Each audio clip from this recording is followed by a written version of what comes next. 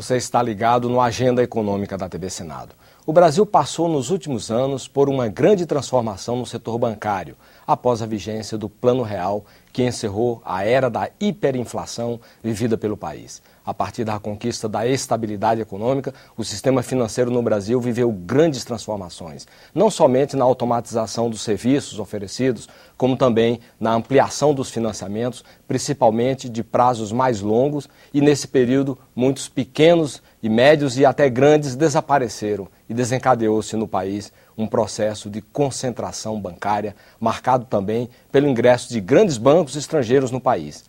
Para analisar a concentração bancária no Brasil, o Agenda Econômica vai conversar hoje com o economista César Augusto Bergo, do Conselho Regional de Economia, o Corecon, do DF, e também professor da Universidade de Brasília. Participa dessa entrevista o jornalista Ronaldo Martins. Professor, muito obrigado pela sua presença nos estúdios da TV Senado. É um prazer estar aqui com vocês e estou à disposição. Vamos começar falando do ponto de partida dessa grande transformação, que foi o Plano Real. Quer dizer, vivemos numa situação hiperinflacionária, uma indexação total de tudo, todo mundo vivia em função da inflação, quanto vai perder, a época do Open, né, que era um grande atrativo, todo mundo queria botar de manhã e de tarde já ia conferir quanto é que tinha evoluído o seu rendimento, e essa coisa toda hiperinflacionária. Com a estabilidade econômica mudou esse cenário, como é que foi isso? Na verdade, o preparativo para a mudança desse cenário, ela começa no início da década de 90, né? Na entrada do governo Collor, com a globalização, né? Você teve uma abertura da economia brasileira e aí atraiu muito a visão dos grandes bancos internacionais, que até então não tinham uma presença marcante aqui no nosso país. Agora, é lógico, eles estavam esperando um momento certo para poder vir. E com 94, com o Plano Real, isso aconteceu, né? Você teve uma inflação controlada, né?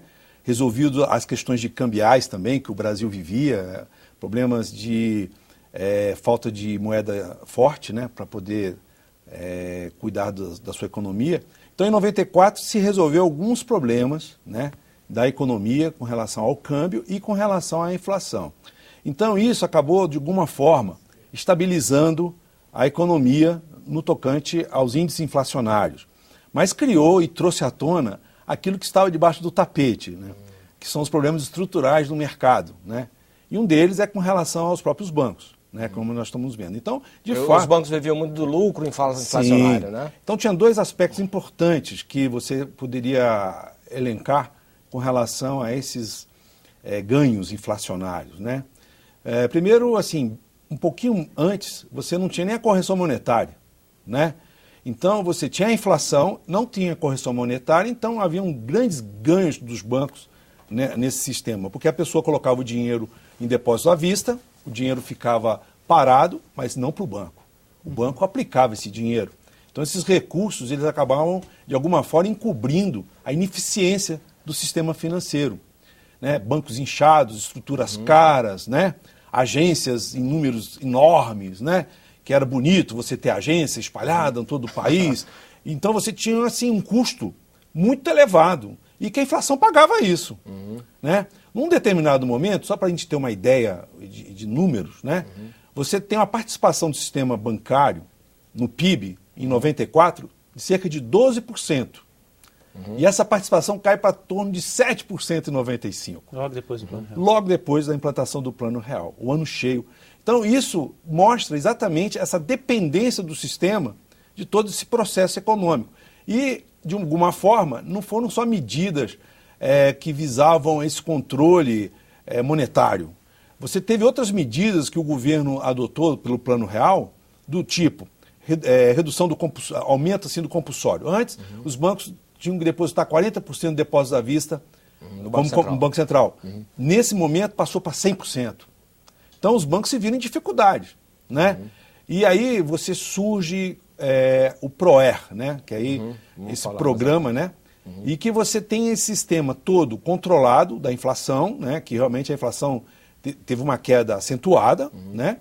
E você tem, então, essas questões estruturais para trabalhar. Quer dizer, mudou a forma do banco operar dentro do mercado. Eu sou do tempo, eu acho interessante, né?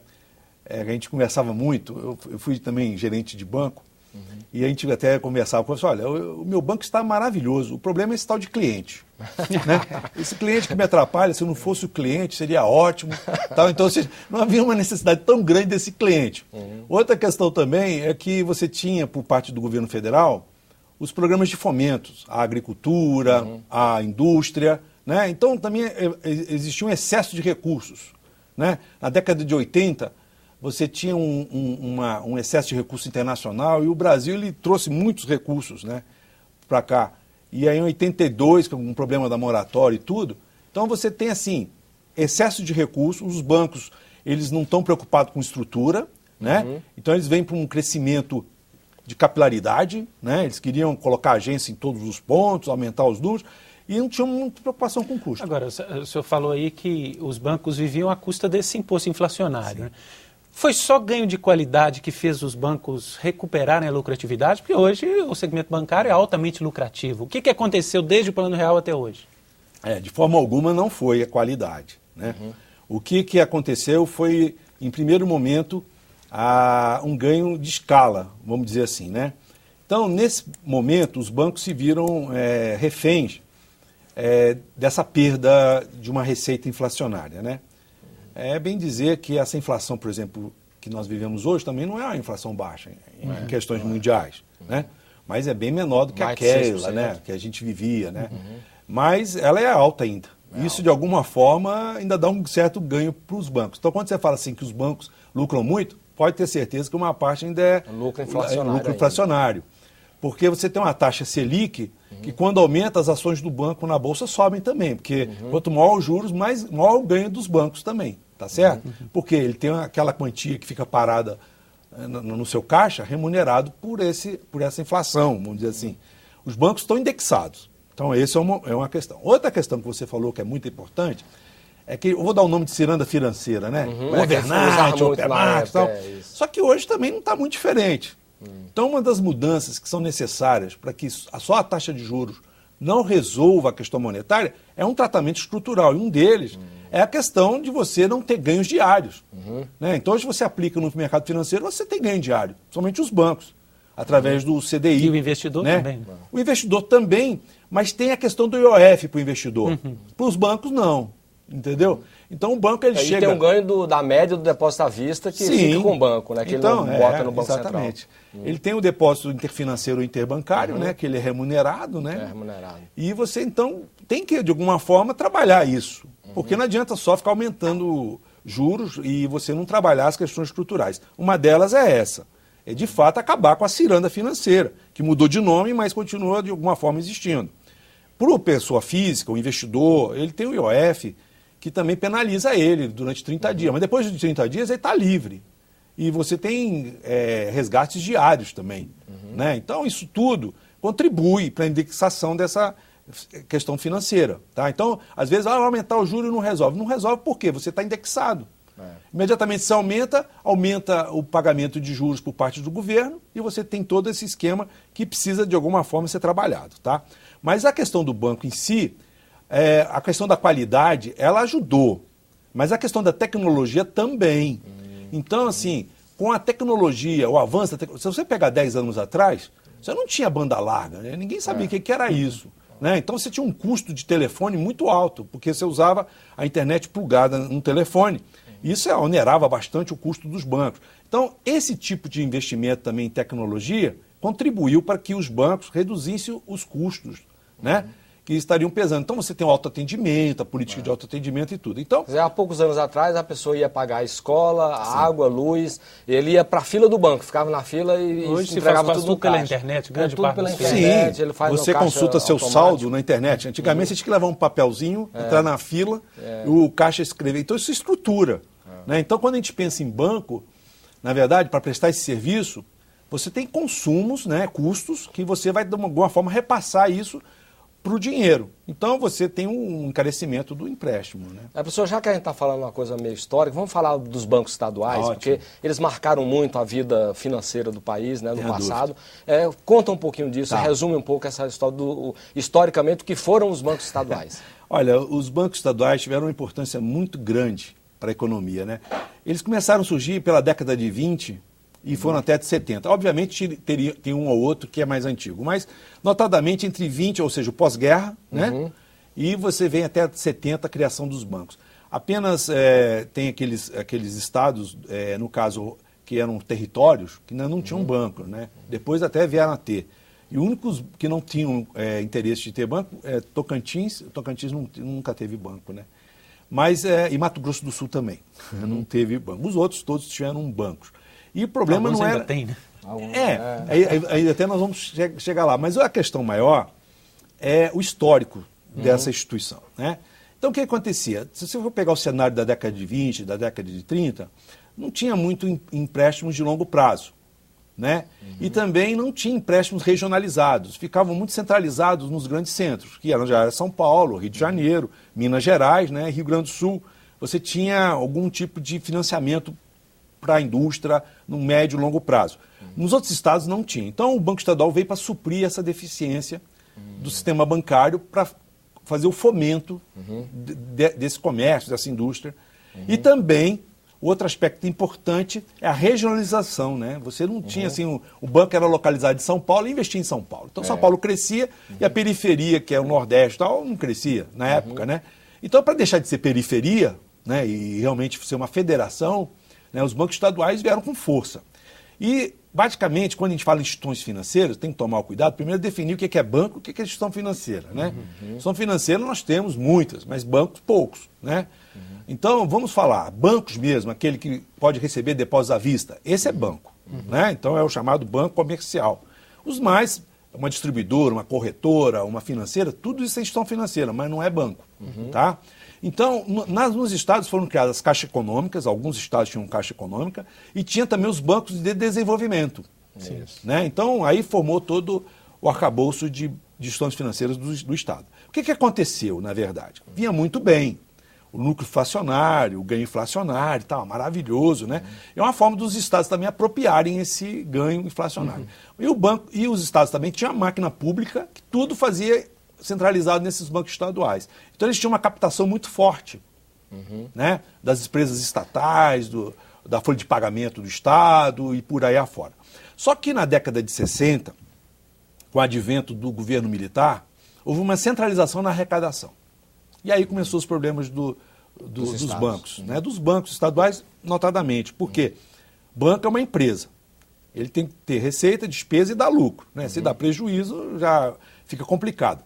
E eu sempre converso assim, qual é o maior produto de um banco? Aí uns falam, não, é recursos humanos, não, é as suas agências. Não, o maior recurso de um banco é a fidúcia, é a confiança.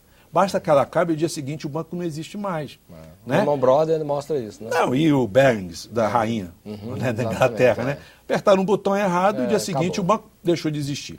Né? E voltando à questão do Banco Estadual, com essa centralização de arrecadação na mão do governo federal, os estados se viram em dificuldades.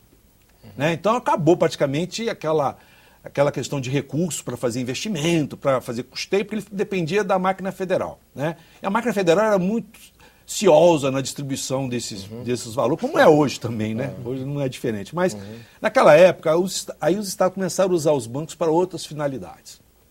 Começaram a financiar projetos de empresas estatais, começaram a financiar custeio, despesa de Estado. No fundo, a gerar moeda, né? Sim, mas gerar um passivo enorme para os bancos. Né? Então chegou determinado momento que alguns bancos não entraram por aí, e é por isso que hoje ainda existem. Alguns, né? Esses alguns eles só existem em função de uma gestão profissional.